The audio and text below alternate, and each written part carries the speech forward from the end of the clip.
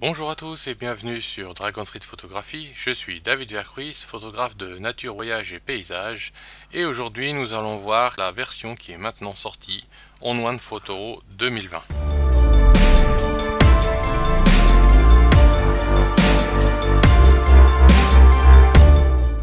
En premier lieu, parlons de la chose la plus importante ou la plus intéressante, peut-être la plus attendue, c'est les 11 langues maintenant disponibles pour l'interface d'On One Photo 2020.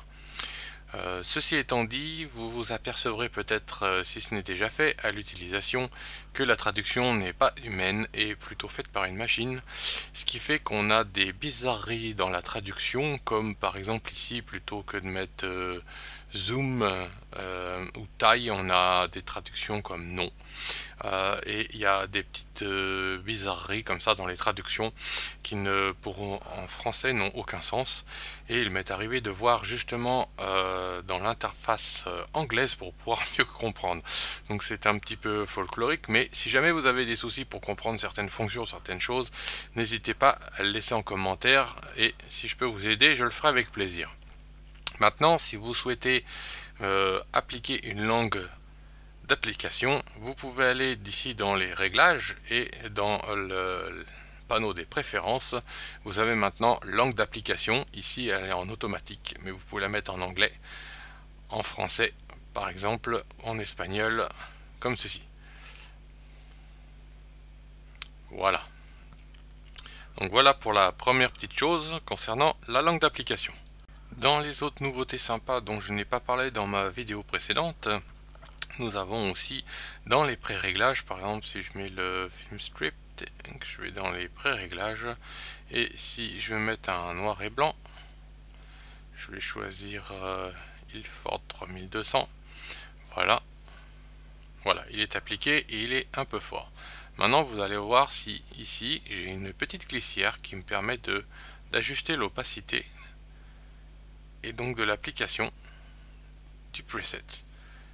Et comme vous pouvez le voir, c'est assez sympa de pouvoir mettre un preset ou un pré-réglage à par exemple 50%.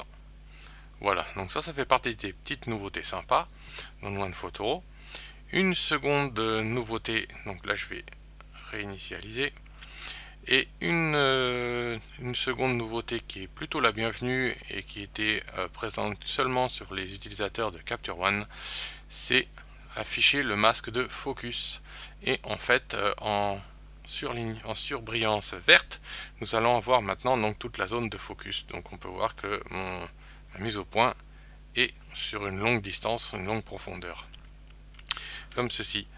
Et donc quand je navigue à travers mon fill strip et que je fais dérouler mes images, on peut voir que mes masques de focus est présent, et on peut en un coup d'œil vérifier les zones de netteté. Il n'est pas présent évidemment dans le mode grille, et donc on perd la fonction en mode grille, contrairement à Capture One. Et ici donc on l'a que en mode zoom, un par un. Voilà, ça c'est les deux autres petites nouveautés sympas dont je n'avais pas parlé avant. Alors je vais sortir de cet affichage. Aussi, ce que j'avais déjà présenté dans une autre vidéo précédente, mais au cas où certaines personnes l'aient loupé, quand vous appuyez longtemps sur l'icône de retouche, vous pouvez aller directement aux retouches locales, aux retouches de portrait, d'effet et de développement. Donc en appuyant un tout petit peu plus longtemps. Voilà, c'est un petit raccourci sympa pour aller directement dans l'onglet, dans le travail de développement, dans le bon onglet qui vous convient. Voilà, c'est toujours des petits rappels sympas parce qu'on ne tombe pas forcément dessus, et c'est pas des choses que l'on trouve si on ne lit pas entièrement le mode d'emploi. Voilà. Une autre petite chose dont je n'ai pas parlé encore, dans Feuilleter par exemple, qui est une traduction de browse qui n'est pas terrible parce que ce serait plutôt naviguer ou navigation ou parcourir plutôt que feuilleter. Nous avons maintenant dans les albums des albums on va dire d'usine, présente directement dans l'interface, qui est l'album par date. Et donc vous avez les dates par année, par mois et par jour, comme vous pouvez le voir ici. Donc dans le pire des cas, vos images sont déjà automatiquement triées par date, quoi que vous fassiez. Donc ON1 Photoro 2020 devient plus intelligent tout seul. Encore deux petites choses pour finir cette rapide vidéo. Vous avez en haut dans le menu ON1 5 et s'inscrire à l'aperçu. Et en fait, pour le moment, cette fonction n'est pas opérationnelle, mais elle ne va pas tarder. Normalement, c'est prévu pour le mois de décembre, si ma mémoire est bonne. Donc pour l'instant, elle ne vous servira à rien.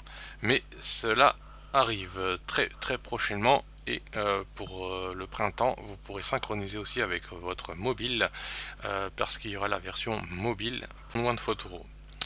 Voilà. Une autre petite précision.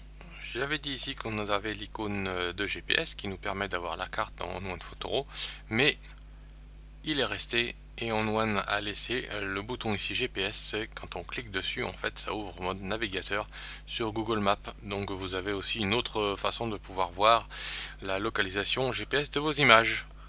Voilà.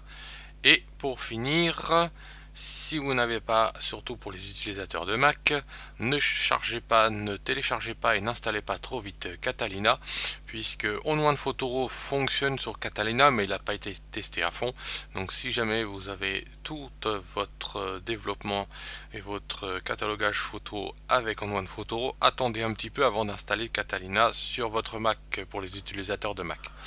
Voilà, merci à vous et à très bientôt sur Dragon Fruit Photographie pour de nouvelles aventures sur ON1 Photoro.